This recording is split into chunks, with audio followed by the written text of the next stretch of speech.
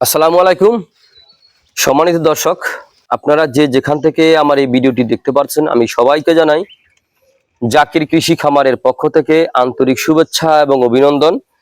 এই যে আজকে কিছু ঘাস আমি কাইটা এখানে চারা রাখতেছি, দেখেন এগুলো হচ্ছে পাতা, এগুলো হচ্ছে আমেরিকান গুয়াতিমালা 5G ঘাসের পাতার, এটা হচ্ছে মোটা সহ চারা। যেই ঘাসটা এখন বর্তমানে ব্যাপক চাহিদা রয়েছে, এই হচ্ছে সেই গুয়াতিমালা 5G ঘাসের চারা। এই গুয়াতিমালা 5G ঘাসটা আপনার যে কোনো মৌসুমে আপনি যে কোনো মাটিতে আপনি রোপণ করতে পারেন। এই ঘাসটা কিন্তু আপনার কম সময়ে কিন্তু অধিক ফলন হয়ে থাকে।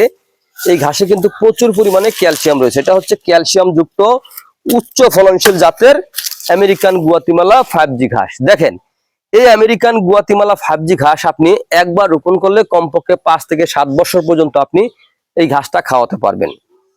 তো প্রিয় বন্ধুরা, আমি বলবো আপনাদের যদি গরু অথবা ছাগল পালন করতে চান, 2-1টি গরু ছাগল পালন করেন, তারপরে একটু ঘাস রোপণ করবেন, দেখবেন আপনার একেবারে সময় কম লাগবে।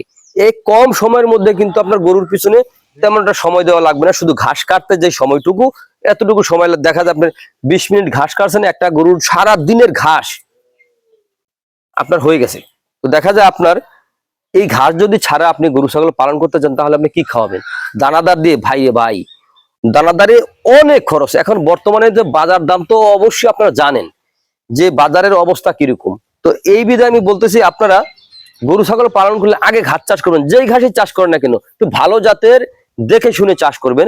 দেখা যায় কিছু ঘাস রয়েছে আপনার বিচি থেকে হয়, ওই বিচির ঘাসটা দেখা যায় আপনার একবার কাটার পরে কিন্তু আর থাকে না, দ্বিতীয়বার কি দু একটা হয়, তারপরে কিন্তু শেষ। আর এই ঘাস কিন্তু রোপণ করলে আপনার একবার রোপণ করলে কমপক্ষে 5-7 বছর আপনি একটানা কিন্তু খাওয়াইতে পারবেন। এটাই হচ্ছে কিন্তু আপনার আমেরিকান গুয়াতিমালা 5G ঘাস। দেখেন এই আমেরিকান গুয়াতিমালা 5G ঘাসটা কেন রোপণ করবেন? দেখেন এই আমেরিকান গুয়াতিমালা 5G ঘাসটা রোপণ করার উদ্দেশ্য হচ্ছে, ভাই এই ঘাসটায় প্রচুর পরিমাণে ক্যালসিয়াম রয়েছে। এই ঘাসটা খাওয়ালে আপনার গবাদি পশুকে ক্যালসিয়াম জাতীয় কোনো ওষুধ খাওয়াতে পারেন, এই ঘাসের মাধ্যমে ক্যালসিয়ামের ঘাটতিটা পূরণ হয়ে যাবে। এই ঘাসটায় আপনার রসালো ঘাস, এই ঘাসটা খুব সহজে আপনার গবাদি পশুকে আপনি এই কাঁচা ঘাসটা খাওয়াতে পারেন। এই ঘাসে দেখেন আমি একটা ডগা থেকে আমি চিবুনি দিয়ে দেখাচ্ছি, দেখেন এই ঘাসটায় রস হয়, প্রচুর পরিমাণে রস হয়। এই দেখেন নরম তো ভেঙে যায়, দেখেন আমি দেখাচ্ছি চিবুনি দিয়ে, দেখবেন রস কিভাবে পড়ে। দেখেন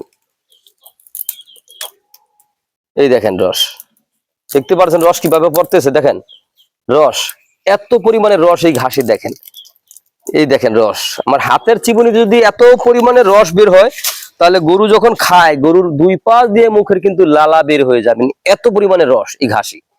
তো আপনারা যদি গরু ছাগলের খামার গড়তেই চান, তাহলে অবশ্যই আমেরিকান গুয়াতিমালা 5G ঘাসটা রোপণ করুন। অন্যান্য ঘাসের পাশাপাশি এই ঘাসটা রোপণ করবেন। আপনি প্রয়োজনে আপনি অল্প রোপণ করেন, অল্প রোপণ করলে খাওয়াইলেই বুঝতে পারবেন যে এই ঘাসটার আসলে গুণগত মান কতটুকু।